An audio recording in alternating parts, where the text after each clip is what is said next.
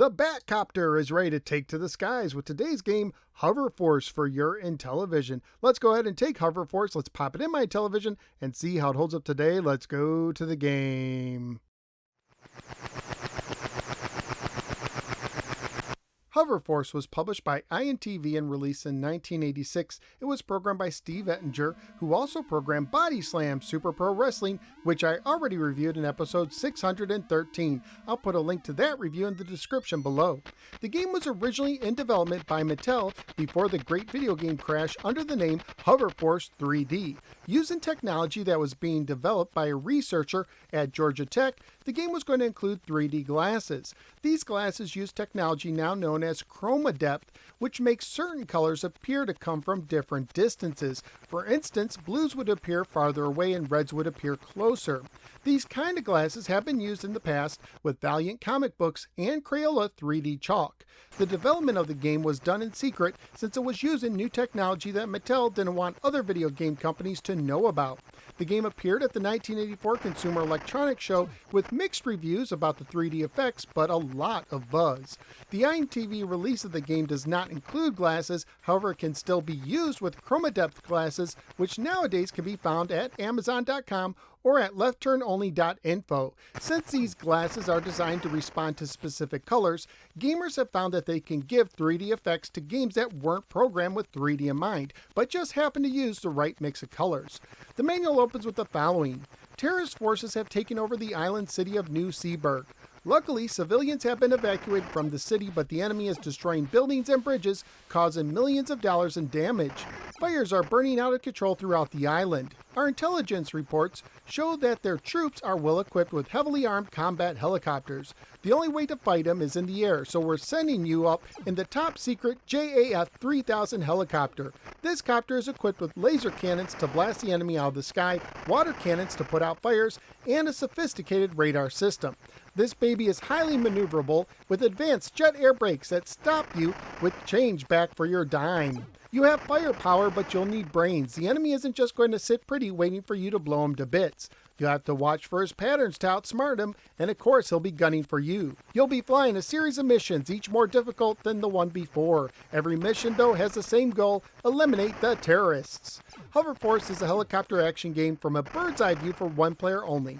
When you begin the game, you can select one of three difficulties, using number 1 for Cadet, the easiest difficulty, 2 for the Medium Ranger difficulty, which is named after the Blue Sky Rangers, and 3 for Ace, the hardest difficulty. As was the case with all INTV new releases, the game did not come with an overlay, but instructions are shown on screen before you start the game, which is a nice touch.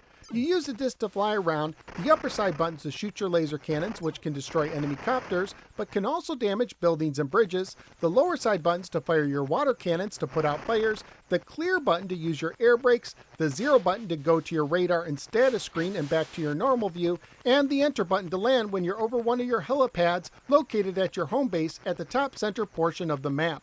It's important to note that when trying to use one of the buttons on the keypad to use your air brake to land or to go to your status radar screen, you'll need to release the disc first. You start your flight with 300 gallons of fuel, 300 gallons of water, and 300 units of your laser shots. If you run out of gas, you will crash, ending your game.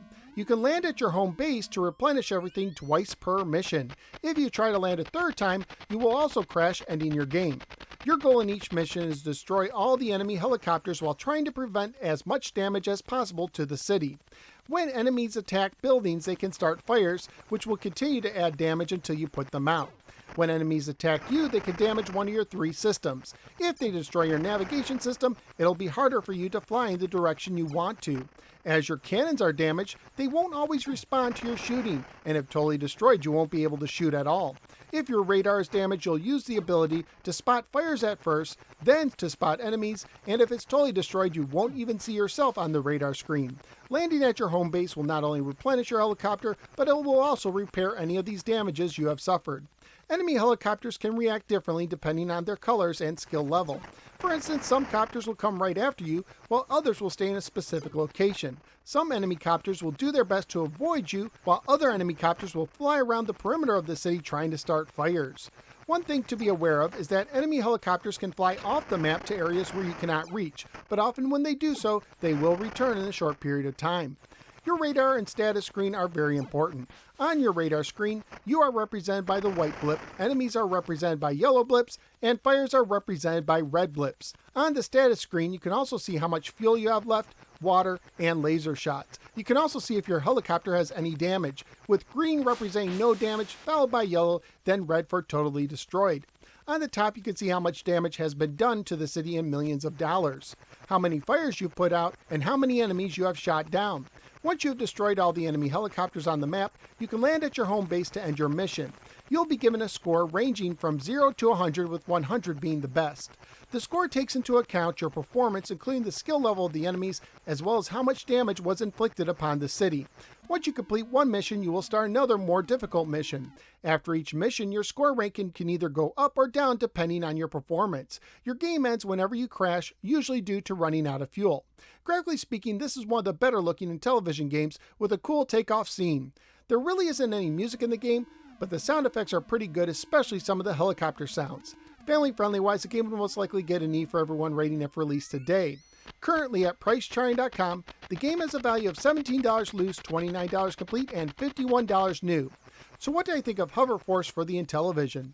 Technically, this is an impressive game, and I wish I had a pair of the Chroma Depth 3D glasses to check out the 3D aspect. The game itself is good, but not great. You have to deal with momentum a lot in the game, and that can make reaching and hitting enemies difficult, especially when they keep their altitude low so that they are very tiny.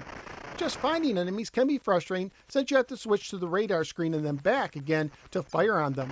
At least you'll keep flying while on the radar screen, but some sort of an indicator where the enemies are when you're on your normal screen would have been a huge help.